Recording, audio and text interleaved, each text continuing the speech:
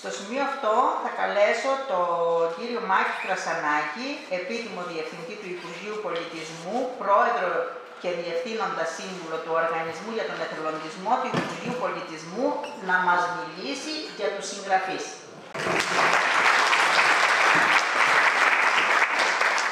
Κύριε Δήμαρχε, κύριοι Αντιδήμαρχοι, κύριοι Δημοτικοί Σύμβουλοι, κύριοι Πρόεδροι, κυρίες και κύριοι, καλησπέρα και από μένα. Και ένα καλό 15 Αύγουστο και επίσης ένα πολύ μεγάλο, ένα από καρδιάς καλωσόρισμα και στους αδελφούς μας τους Κύπριους. Προηγουμένως, ο ίδιος ο κύριος Κύπρος Χαραλάμπους είπε το πώς γνωρίστηκαν ο ίδιος και η Κατερίνα. Ο Κύπριος συγγραφέας, ο κύριος Κύπρος Χαραλάμπους, όπως είπε, γνωρίστηκαν με την κριτικιά συγγραφέα την κυρία Κατερίνα Αναστασάκη Μπέρη, όταν εκείνος διάβασε ένα από τα βιβλία της και της έγραψε μια εντυπωσιακή κριτική. Ακολούθως η Κατερίνα έκανε πρόταση στον Κύπρο να συγγράψουν μαζί τις θαλασσοφίλητες πατρίδες. Ο κύριος λόγος που δέχτηκε ο Κύπρος την πρόταση της Κατερίνας ήταν το γεγονός πως οι Έλληνες, κατά τη γνώμη του, δεν γνωρίζουν αρκετά όχι μόνο για την ιστορία και τις ομορφιές, αλλά και τα βαθύματα της Μεγαλονήσου, της Κύπρου, και εκείνη, κρίνοντας ότι το αυτό συμβαίνει και για την Κρήτη, συμφώνησε μαζί του. Αποτέλεσμα του γεγονότος αυτού ήταν το εν λόγω αγαπημένο δημιούργημα, δηλαδή το βιβλίο «Θαλασσοφίλητες πατρίδες». Ποιος είναι όμως ο Κύπρος Χαραλάμπους? Αν και υπόθηκαν πολλά για αυτόν, να σας πω και εγώ μερικά εν συντομία. Ο Κύπριος συγγραφέας Κύπρος ή Κυπριανός Χαραλάμπους γεννήθηκε το 1954 στο χωριό Κατοκοπιά της περιοχής Μόρφου της Κύπρου, 20 χιλιόμετρα έξω από τη Λευκοσία. Η Κατοκοπιά σήμερα βρίσκεται στα κατεχόμενα. Οι κάτοικοι της είχαν τη γεωργία ως κύριος επάγγελμα, με τα σπεραιοειδή ως κυρίως καλλιέργεια. Σήμερα η Κατοκοπιά, όπως υπόθηκε και προηγούμενα, είναι σε τετοκομική κατάσταση λόγω της κατάκτησής της από τους Τούρκους. Τα περισσότερα σπίτια είναι άδεια. Η εκκλησία του χωριού, η Αγία Λεούσα, έχει γίνει τζαμί και πολλές άλλες έχουν μετατραπεί σε αποθήκες και καταστήματα. Το 1974 οι κάτοικοι εγκατέλειψαν το χωριό μέσα σε 2 ώρες με ό,τι μπορούσαν να σηκώσουν στα χέρια τους, ελπίζοντας να επιτρέψουν αργότερα. Κάτι που δεν έγινε ποτέ. Η τουρκική εισβολή στην Κύπρο βρήκε τον Κυπριανό να υπηρετεί στο στρατό και οι γονείς του τότε εγκατέλειψαν το σπίτι του στην Κατοκοπιά, παίρνοντας μαζί τους μόνο ό,τι μπορούσαν να σηκώσουν στα χέρια τους. Έτσι, όλος τους ο βίος έμεινε κληρονομιά στους κατακτητές. Ευτυχώς κανένας από την οικογένειά του δεν χάθηκε στον πόλεμο. Όμως πολλοί φίλοι του δεν τα κατάφεραν. Ως στρατιώτης υπηρέτησε σχεδόν 3 χρόνια. Έλαβε μέρος στις πολεμικές επιχειρήσεις της εισβολής, υπηρετώντας το μηχανικό με την ειδικότητα του ναρκοθέτη. Εμπειρία που θέλει να ξεχάσει, καθώς ο θάνατος προσφυλών συναδέλφων του στις μάχες ήταν καθημερινό βίωμα, εμπειρία που παραδέχει και ο ίδιος πως πονάει. Ο Κύπρος μετά τη λήξη του πολέμου φεύγει για την Αθήνα, όπου σπουδάζει πολιτικό μηχανικός. Εκεί γνώρισε την Άννα Μιχαηλίδου, που έκανε ίδιες σπουδές, με την οποία έκτισε γάμο μερικά χρόνια αργότερα. Καθώς του γάμου αυτού είναι 5 παιδιά, τα οποία, ακούστε, σπούδασαν όλα. Η Γιώτα είναι φιλόλογος, παντρεμένη με κριτικό. Ο Παρθένης είναι οικονομολόγος. Ο Φίλιππος γεωπόνος. Η Άνδρη γιατρός. Και ο Στέλιος γεωπόνος. Ο Κύπρος και η Άννα, η σύζυγός του, τελειώνοντας τις σπουδές τους, επέστρεψαν στην Πάφο της Κύπρου, όπου ασχολήθηκαν με την ανακαίνιση κτηρίων, σχολείων, μονών, αεροδρομίων και ξενοδοχείων. Ειδικότερα ο Κύπρος αποφάσισε τότε να ιδρύσει εκεί δική του κατασκευαστική εταιρεία, την Κύπρον Builders Limited, όπου ασχολήθηκε με τον κατασκευαστικό τομέα μαζί με τη γυναίκα του Άννα. Απλά η Άννα εργάστηκε και στην πυροδομία της Κύπρου, από όπου συνταξιοδοτήθηκε. Τώρα ο Κύπρος Χαραλάμπους έχει συνταξιοδοτηθεί και ασχολείται με τη συγγραφή, καθώς και με τη γεωργία και την καλλιέργεια τροπικών δέντρων, όπως η Κατερίνα. Ελεύθερος από επαγγελματικές υποχρεώσεις πια σήμερα έχει αποσυρθεί στο παραθαλάσσιο Λατσί στην Πάφο, όπου ασχολείται με την καλλιέργεια τροπικών και υποτροπικών δέντρων. μια ενασχόληση που μεταγγίστηκε και στην Κατερίνα. Επιτυχής καλλιεργητές, παπάγιες και υγειό, επίδοξη παραγωγή μάγκων και άλλων εξωτικών φρούτων. Το πρώτο συγγραφικό πόλεμο του Κύπρου εξέπλησε τα αδέρφια του, παρόλο που όλοι τους ήξεραν πως είχε φλέβα φιλολογική. Ως μικρά παιδιά και ως μεγαλύτερος εκείνος τα μάθαινε και τους διάβαζε στην αυλή του σπιτιού του στην Κατοκοπιά. Να πούμε τώρα και δύο λόγια για την Κατερίνα Αναστασάκη Μπέρη. Η κυρία Κατερίνα Αναστασάκη Μπέρη, ως γνωστόν, γεννήθηκε στον χωριό Γεωργίου Σκοροπεδίου Νασιδίου Κρήτης, όπου έμαθε και τα πρώτα της γράμματα. Το έτος 1966, μετά το πέρας των δευτεροβάθμιων σπουδών της, στην τρυφερή ηλικία των 19 ετών, πήρε τον δρόμο προς το βορρά της Ευρώπης. Ταξίδευε μια εβδομάδα με το τρένο και έφτασε στο Λονδίνο, προκειμένου να σπουδάσει εκεί αγγλική γλώσσα και λογοτεχνία.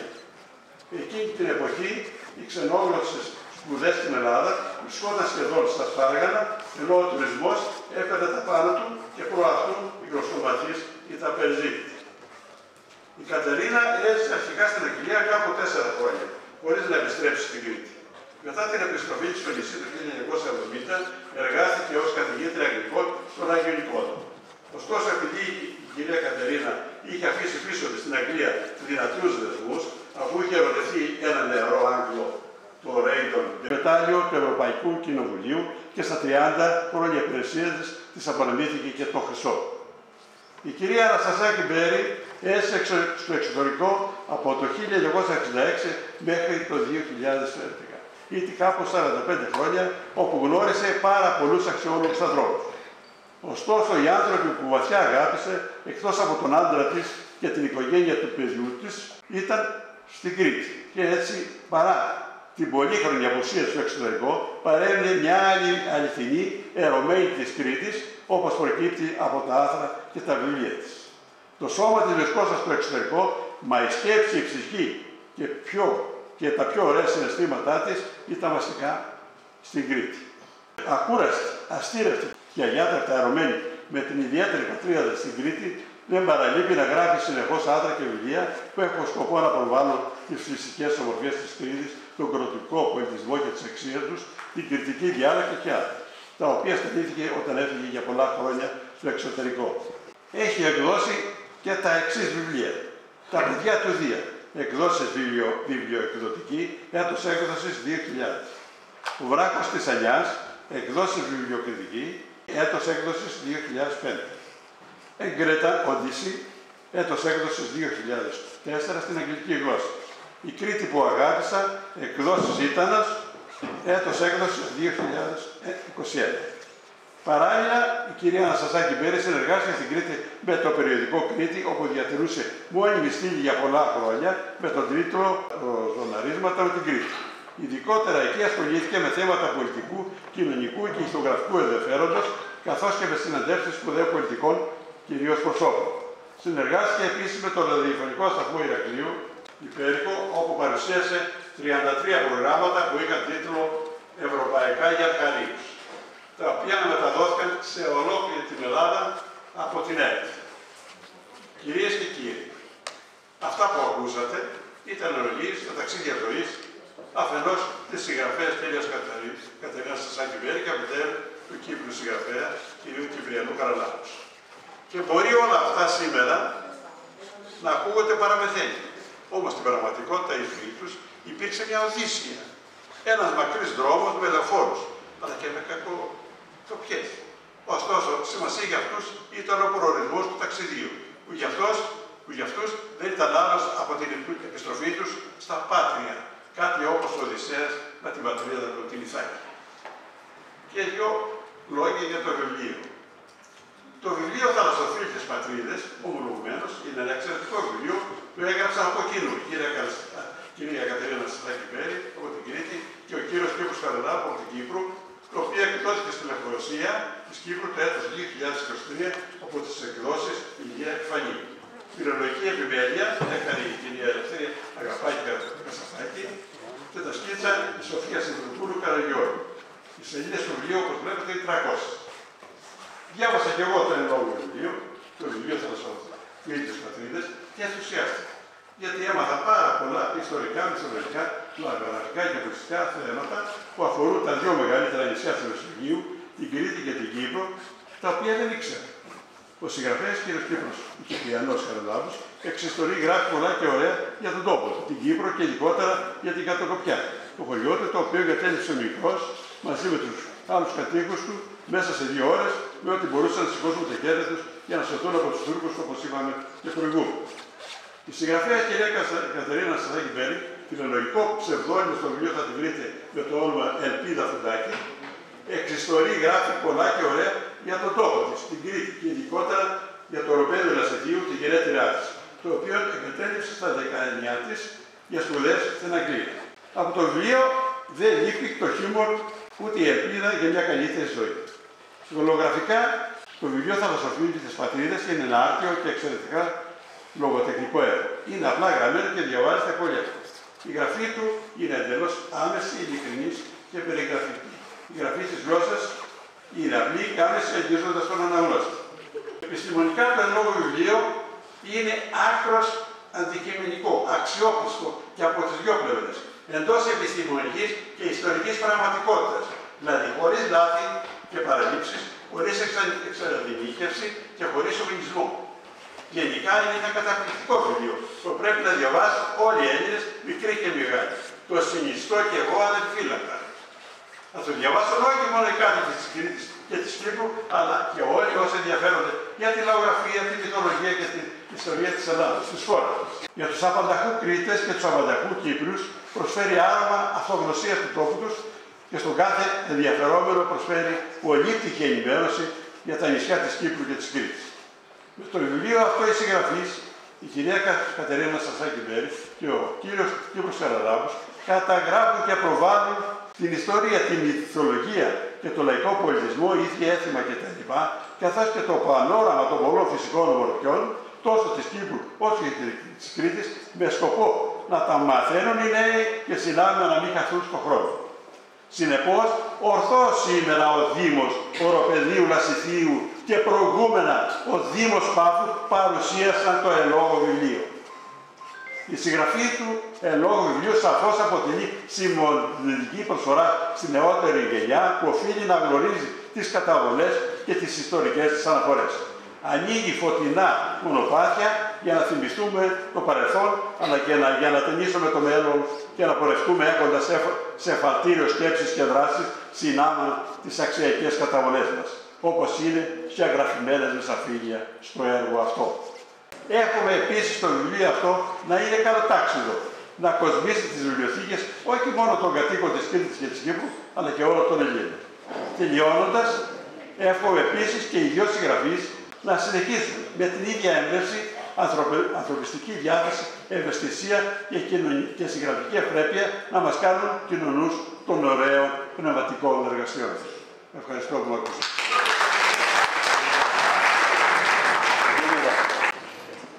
Δεν θέλει ο Μανώλης πρόλογο, γιατί δεν θέλει πενάδια, γι' αυτό.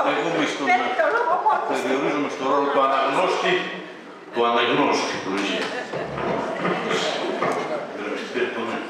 Θα ευχαριστήσω, να πω 2 κουβέντες μου. Θα ήθελα να ευχαριστήσω τους συντελεστές αυτής της έκδοσης για 2 λόγους. Διότι μας χάρισαν αφενός το περιεχόμενο του πνευματικού τους μόρφου και αφετέρου μου έδωσαν την ευκαιρία να συναντηθώ με τους ανιψιούς μου, τους υψηλόκρονους δρύς του αδερφού μου και της Ειρήνης από το Μινατσενό. Ο Μανώλης ζει στη Θεσσαλονίκη, ο Μιχάλης ζει στην Κύπρο και μεγαλύνεται υπό την αιγίδα της Χριστιάνας. Να σας πούμε γιατί κάθε μεγάλο άντρας έχει και μια μεγάλη γυναίκα από πίσω του. Αγαπητοί ανιψιέ, είμαστε και 2 συνυπεύθυνοι νομίζω, διότι αλλάξαμε το στάτους των Τζικαλάδων και τα ιερά σύμβολα μέχρι τώρα. Τα αντικαταστήσαμε. Τα σύμβολα των Τζικαλάδων ήταν η βαρά και το βαρέλι. Δηλαδή βαροκοπούσαν όλη μέρη ως ημέρας και πίνανε κρασί όλοι. Ναι, δώσω ένα μυαλό είχαν. Εμείς ήταν βέβαια σύμβολα ανδροπρεπή και ρωμαλαία και τα κάναμε σημαία μας τα κάναμε. Τώρα αρχίζω να βλέπω ότι προτιμούμε τη μειοπική γλάφκα. Είναι καλύτερα τα σύμβολα αυτά τώρα. Να σου πω, δεν τα γιαντούνται ούτε η βαρά ούτε το κρασί. Οπότε καλύτερα η μειοπική γλάφκα ημισιέ και ένα ρεστεύει υπό την αιγίδα της Χριστίνας και να μεγαλύνησε στην Κύπρο τη μακάρια, την αέργη και μακαρία γη και μαρτυρική συνάμα. Ευχαριστώ πολύ, περιορίζομαι στο ρόλο του ανεγνώστη. Βρισκόμαστε το 1972. Η ελπίδα, αναφερόμαστε στην ελπίδα. Ο Κυπριανός βάζει μια ανακοίνωση στο περιοδικό Ρομάντζο και ζητά άντρες φίλους διαλληλογραφίας. Η ελπίδα από την Κρήτη αγνοεί τον περιορισμό του και τον Μάρτιο του 1972 του γράφει τη δεύτερη της επιστολή. Αγαπητέ Κυπριανέ, σε ευχαριστώ που δέχτηκες να γίνουμε φίλοι και συμμερίζομαι τα ενδιαφέροντά σου. Βρήκα στο χάρτη το χωριό σου και είναι κοντά στα μεταλλεία της Κουριώτισσας, όπου γίνονται ανορρίξεις χαλκού σιδηροπυρήτη. Ορυχεία δεν έχουμε στην Κρήτη και να τα συμπεριλάβουμε στις μελλοντικές μας ανταλλαγές. Διάβασα επίσης πως το χωριό σου στην Κατοκοπιά δεν ζουν τουρκόφωνοι και η συμβίωση μαζί τους θα είναι ενδιαφέρον θέμα για συζήτηση. Ζήσαμε και εμείς παλιά μαζί τους, μέχρι που έφυγαν με την ανταλλαγή των πληθυσμών του 1922. Διαφορετική γλώσσα, διαφορετική θρησκεία, διαφορετική κάλυτη και έθιμα. Έχω την αίσθηση κι εγώ ότι οι δυο μας έχουμε να πούμε πάρα πολλά και σήμερα θα σου μιλήσω για το δικό μου. Είναι ένας όφος μαγικός και θέλω να πιστεύω πως συγκεντρώνει τις περισσότερες ομορφίες στην Κρήτη. Είμαστε περίπου 1500 ψυχές, μια αρκετά εύρωστη κοινωνία. Έχουμε μόνο έλλειψη σε είδη πολυτελεία, διότι δεν πεινάσε ποτέ κανένας μας, αλλά είμαστε αποκομμένοι από τις πόλεις που συνδυάζουν καλύτερες συνθήκες ζωής. Σκληρή η ζωή και η ψυχαγωγία ανύπαρκτη, ούτε θέατρο, ούτε κινηματογράφος, ούτε βιβλιοθήκη, ούτε ζωντανή μουσική. Οι Τούρκοι είχαν στήσει ενέδρα σε ένα δασίλειο κοντά στην Παναγία Αερκώτισσα, στον δρόμο Κερίνιας Λευκοσίας. Οι δικοί μας τους είδαν, τους πέρασαν για Έλληνες. Ο Στεφανίδης και ο Μελετζής προχώρησαν μπροστά και τους είπαν: «Είμαστε Έλληνες του μηχανικού». Έλληνες, απάντησαν οι Τούρκοι στρατιώτες, «Μπουγιουρούν», δηλαδή κοψιάστε. Και τότε με κραυγές και ρηπές έσπηραν το θάνατο στους ανυποψίες του συναδέλφους μας. Τυχερός ο Μελετζής. Έπεσε στο έδαφος, καταπατήθηκε και τον πέρασαν για σκοτωμένο. Οι Τούρκοι ωστόσο έφυγαν για αναφορά και όταν επέστρεψαν το είχε σκάσει. Εκείνο το βράδυ ο Στέφανος Άνινος, ο αδερφός μου, ο Πάμπος, μαζί με άλλους τυχερούς, είχαν εγκλωβιστεί στη Λάπηθο και η μόνη δίωδος σωτηρίας ήταν κολυμβώντας. Πάλεψαν 7 ώρες με τα κύματα μέχρι που έφτασαν στην ελεύθερη ζώνη. Στους υπόλοιπους συνοδοιπόρους της φωτιάς που δεν τα κατάφεραν, αφιέρωναν τούτες τις αράδες με τις βαθιές μου προσευχές για την ψυχή τους. Αγαπητή ελπίδα, Φιλιππάκη μου λέει, τον φωνάζει η μαμά του, μόλις 8 χρονών και πιάνεται να μεγαλώσει, να γίνει μεγάλος άντρας, να τελειώσει το δημοτικό, μετά το γυμνάσιο και μετά το πανεπιστήμιο. Έχει άνοια. Με έχει ξαναδεί, λέει, αλλά δεν θυμάται το όνομα. Όλα μου τα αδέρφια είναι δικά του αδέρφια και μου διηγείται ιστορίες που συνοηθεί εκείνη τη στιγμή. Μου μιλάει για τους φίλους του, τον παππού και τη γιαγιά του, με το πρόσωπό του να λάβει από χαρά. Ελάχιστες είναι οι στιγμές που ζει την πραγματικότητα. Ιερές για μένα και ροδοκοκκινίζει από ντροπή σαν να ανακαλύψει τι έχει κάνει και τι έχει πει άλλες ώρες που έχει ξεχάσει τον εαυτό του και εμάς μαζί. Εκμεταλλεύομαι εκείνες τις μοναδικές στιγμές να συζητώ μαζί του γιατί ξαναβρίσκω τον πατέρα που χάθηκε και που μας λείπει πολύ. Του αρέσουν τα γλυκά που φτιάχνει η γιαγιά του. Ποιος ο λόγος να διαπληκτίζομαι μαζί του για να τον πείσω ότι δεν τα φτιάχνει η γιαγιά αλλά η γυναίκα του. Και η καημένη η Παναγιώτα δεν μπορεί να συμφιλειωθεί με την ιδέα ότι έχασε τον άντρα της τόσο νωρίς. Δεν μπορεί να δεχτεί ότι ο Φίλιππος της ζει στον πλανήτη μιας πεθασμένης πραγματικότητας και τη βλέπει να προσπαθεί να τον επαναφέρει κοντά μας, μα δεν τα καταφέρει. Πρέπει να το πάρει απόφαση πως οι νοημικές λειτουργίες του άντρα της εξαστέγησαν, η κρίση, ο λόγος, η αντίληψη. Αυτή στο κάτω-κάτω είναι η ζωή, μυστηριώδης. Ο Φίλιππος ήταν δάσκαλος και που το διορίσει στα 22 του σε ένα χωριό της Πάτου, που το όνομά του θα σε εκπλήξει. Κρήτου Τέρα. Και όταν ήμουν μικρός νόμιζα ότι αυτό το χωριό ανήκε στην Κρήτη. Αυτό το χωριό επισκέφθηκα με την Άννα προημερών και γι' αυτό θα σου μιλήσω σήμερα. Εντοπίσαμε το δημοτικό σχολείο δίπλα ακριβώς από την εκκλησία. Ακολούθησαν μερικά λεπτά αγωνίας και ξάφνου έκανε την εμφάνισή της μια αρμοντικότατη κυρία. Ασημίνα, είπε, ήταν το όνομά της. Και όταν κατάλαβε πως με ενδιέφερε να μάθω πράγματα για το σχολείο, προθυμοποιήθηκε να με ξαναγήσει. Και αυτό εδώ το σπιτάκι ήταν το σπιτάκι του δασκάλου. Ένα πολύ μικρό ίτσι με 2 δωμάτια όλα και όλα, αλλά ήταν πολύ γολικό. Αριστερά είχε μια μικρή κουζίνα και δεξιά ένα ύπνο-δωμάτιο. Κοίταξα μέσα από το παράθυρο με ένα κόμπο στο λαιμό και με τα μάτια μου θολωμένα. Με ανάκατα αισθήματα έκανα την ερώτηση της μέρας μου. Κάποιο δάσκαλο, Φίλιππο, δεν φαντάζομαι αν τον έφτασες, γιατί μου φαίνεσαι μικρή. Η απάντηση με αποτελείωσε. Ναι, μου έκανε μάθημα στην πρώτη τάξη και μετά έφυγε. Είχε και ένα μωράκι με το οποίο έπαιρνα συχνά, το Αδωνάκι. Το ποταμάκι τα μάτια ξεχύγησε και ο ξερός κόμπος στο λαιμό δυσκόρυψε την ομιλία μου. Η συγκίνησή μου δεν κρυβόταν και ψέχισα. Αυτό το μωρό είμαι εγώ, κυρία Σιλίνα. Αυτά για την τρίτη μητέρα που λέγεται πως σε άλλες εποχές υπήρξε καταφύγιο Κρητών εθελοντών πολεμιστών ενάντια στους εισβολείς του νησιού, που όμως και η Κρήτη λιμενόταν από αυτούς. Ελπίδα, το τελευταίο γράμμα της του Κυπριανού. Ανάληψη Χιωτονήσου 2015. Αγαπητοί μου φίλοι Άννα και Κυπριανέ, τελευταία μέρα στο γραφείο, συγκινημένη κάθισα σε ένα καναπεδάκι και έκανα μια σύντομη ανασκόπηση στα περασμένα, σε έναν δρόμο γεμάτο κέρδη και απώλειες. Περισσότερο κέρδη ομολόγω. Τώρα απαιτείται ιδιαίτερη προσπάθεια εκ μέρους μου για να περάσω τον σκόπελο της αλλαγής και του αποχωρισμού που ορθώνεται μπροστά μου. Χρειάζεται η ίδια ακριβώς δύναμη και η ίδια δεξιότητα που είχε και στην αρχή της καριέρας μου όταν έπρεπε να δεσμευτώ και να αφοσιωθώ στο έργο της ευθύνης που αναλάμβανα. Θυμήθηκα την ασφάλεια που έζησα τα πρώτα χρόνια στο Ευρωπαϊκό Κοινοβούλιο, τους ανταγωνισμούς, τις χαρές, τις επιτυχίες, τις αποτυχίες, τις δυσκολίες, το βάρος των ευθυνών που συχνά στραγγάλιζαν την ελευθερία.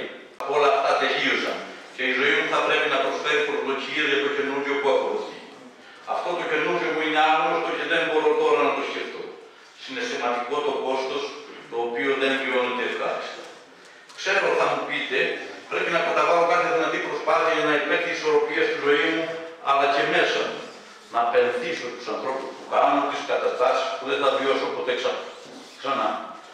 Περπάτησα μου προς την έξοδο του κτηρίου, παρέδωσα την κάρτα εισόδου στην υποδοχή. Εκείνη την ώρα αισθάνθηκα πως παρέδιδα την καρδιά μου, αφού μου αφαιρούνταν το δικαίωμα να μπαίνω ελεύθερα στον κόσμο που έζησα 30 ολόκληρα χρόνια. Το αίσθημα της απώλειας είναι ανίποτα μεγάλο. Δύσκολο να δεχτώ ότι παραδίδω την ιδιότητα του ευρωκράτη. Μια εργαζόμενη, μια εργασιομανής υπάλληλος, μητέρα, δευτερογόντος και σύζυγος ήμουν. Έφτασα στο σπίτι με τα μάτια βαρμένα και τα χείλη στεγνά.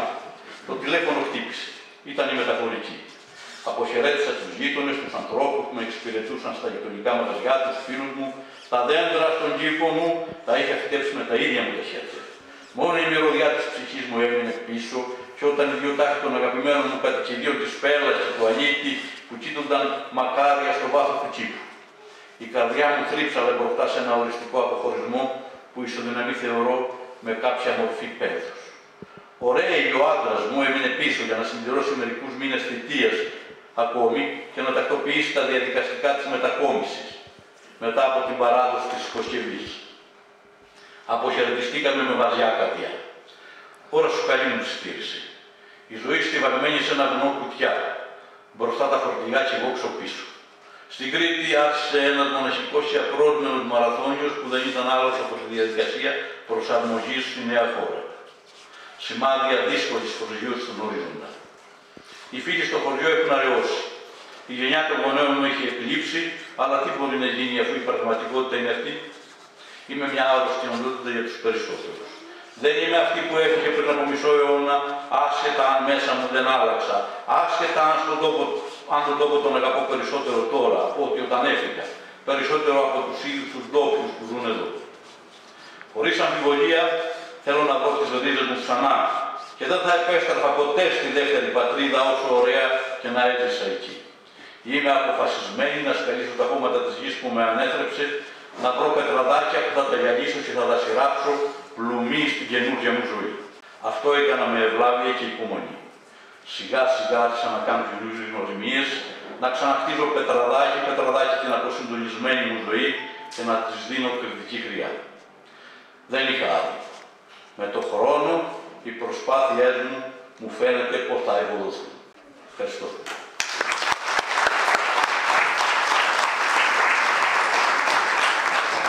Ευχαριστούμε τον Μανώλη τον Πολυτάλαντο. που ήθελε να αποφύγει οποιοδήποτε σχόλιο επενετικό και το σέβομαι, δεν λέω κάτι παραπάνω. Σε αυτό το σημείο θα κλείσει την βιβλιοπαρουσία στην απόψινή με την αντιφώνησή της η αγαπημένη μας Κατερίνα Αναστασάκη Μπέρη.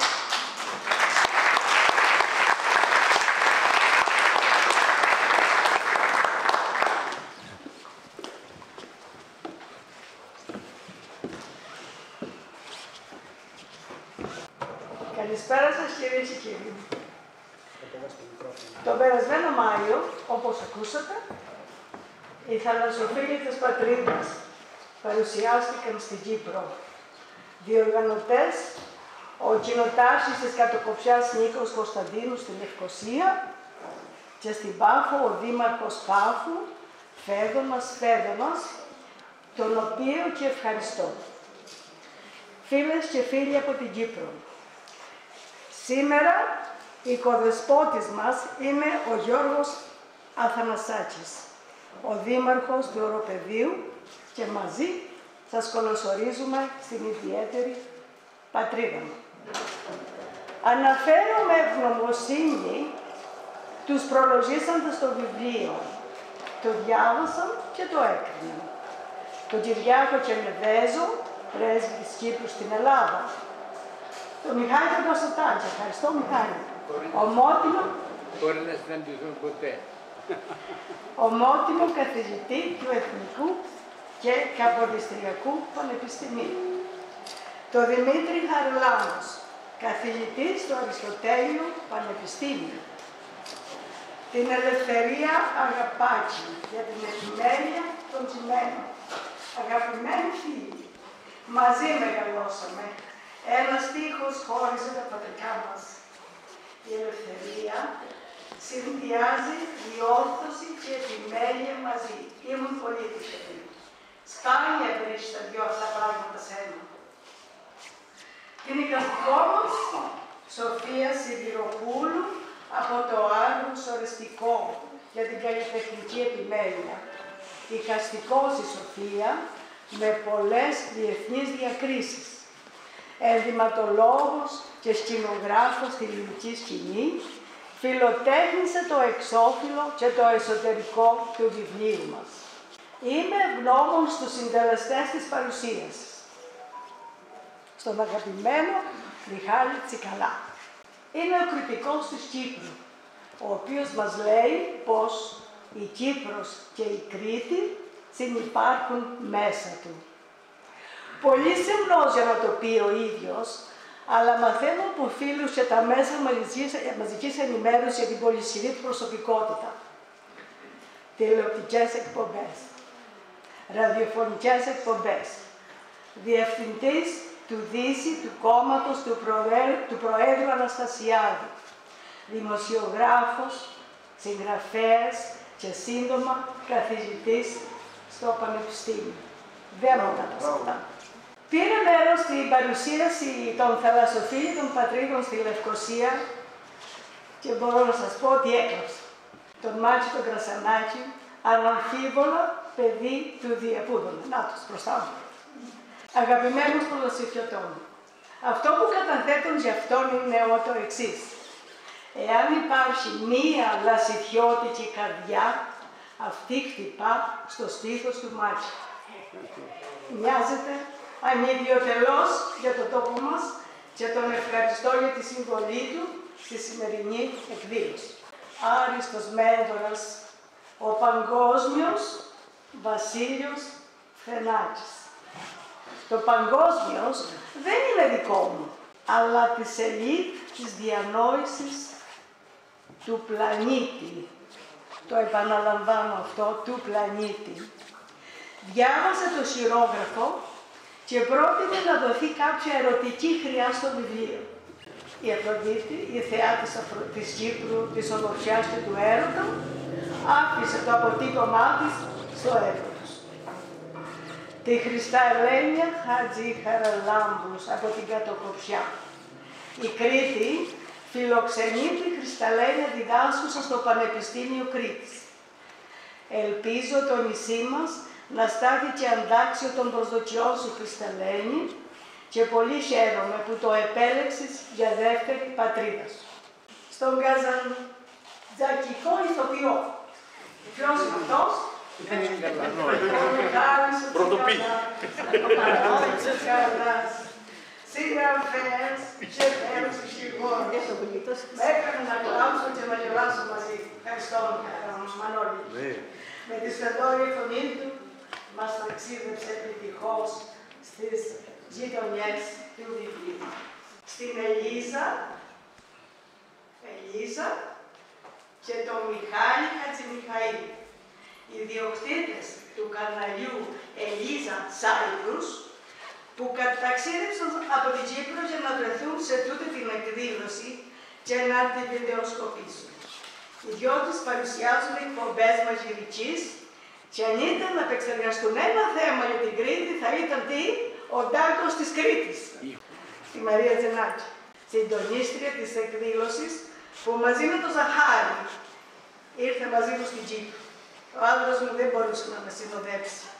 Και εκεί η Μαρία, με εξαιρετική ευφράδεια λόγου, παρουσίασε τις θαλασσοφίλητες πατρίδες στην Πάφο. Την ευχαριστώ και για την όρομη φιλία. Εκτός Επιφανείου, από τη Λευκοσία, τον Ηλία, που ταξίδεψε και είναι μαζί μας σήμερα, και την ομάδα του για την καλέσθητη έκδοση. Ευχαριστώ πάρα πολύ, Ηλία, και για τα μαθήματα. Αδικημένα όντα οι συγγραφείς. Επιλέγουν ένα δρόμο δύσβατο και μοναχικό. Ανήκουν στην κατηγορία των ανθρώπων που όχι μόνο εργάζονται σκληρά για να συγγράψουν ένα βιβλίο που μπορεί να πεταχθεί, αλλά δοκιμάζονται ανελαίητα από φίλους, επιμελητές, εκδοτικούς οίκους, κριτικούς και προπαντός εσάς, τους αναγνώστες. Σε αυτόν τον δύσκολο δρόμο, συνοδοιπόροι είναι οι οικογένειές μας. Άννα και Ρέι, ευχαριστούμε που υποστήκατε τη μοναξιά της συγγραφικής μας τρέλας. Σας λείψαμε, μας λείψατε, είστε τεράστιοι, είστε ήρωες, σας αγαπάμε. Νιώθω να πλημμυρίζω ευγνωμοσύνη που ο Κύπρος βρέθηκε στον δρόμο της ζωής μου. Μου γνώρισε τη θαλασσοφίλητη Κύπρο, μια χώρα που εμπνέει αίσθημα βαθιάς εκτίμησης και θαυμασμού. Θέλω να δηλώσω δημόσια πως κοντά του απολαμβάνω το ρόλο της μεγάλης αδερφής. Μαρία, εδώ είσαι? Μαρία είναι η μικρή, είναι εδώ. Γεια σου, Μαρία. Της μεγάλης αδερφής, όπως ο ίδιος με αποκαλεί. Κάτι παραπάνω από ένα ευχαριστώ πηγαίνει και στο δήμαρχό μας, τον Γιώργο Θανασάκη, για τη φιλοξενία σε αυτή την πολύ ωραία αίθουσα. Ευχαριστώ και εσάς, κυρίες και κύριοι, που τιμήσατε τις θαλασσοφίλες πατρίδες με την παρουσία σας. Να με συγχωρείτε, ο λαιμός μου δεν ακούσετε καλά τώρα και μισή ώρα. Σας φιλώ όλους, σας αγαπώ όλους, μην με πλησιάσετε πολύ κοντά. Εντάξει, ευχαριστώ.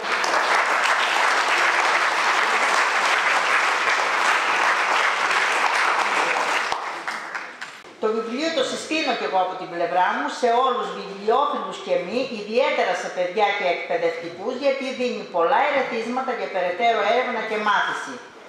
Εξυπακούεται ότι συνιστώ την ανάγνωσή του από ένα ευρύ αναγνωστικό κοινό, όχι μόνο κριτικό και κυπριακό, αλλά και από κάθε ενδιαφερόμενο για τις θαλασσοφίλητες πατρίδες μας, την Κρήτη και την Κύπρο.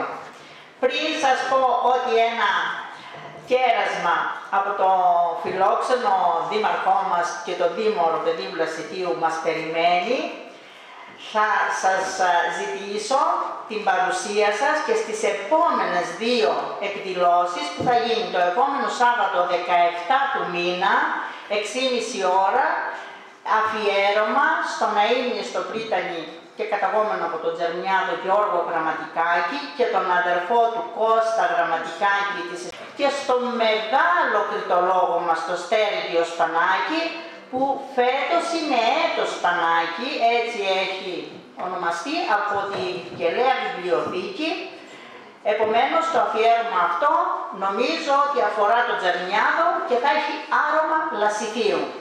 Σας περιμένουμε λοιπόν σε αυτά τα δυο και στο σημείο αυτό μπορείτε να περάσετε να πάρετε ένα κέρασμα. Σας ευχαριστώ.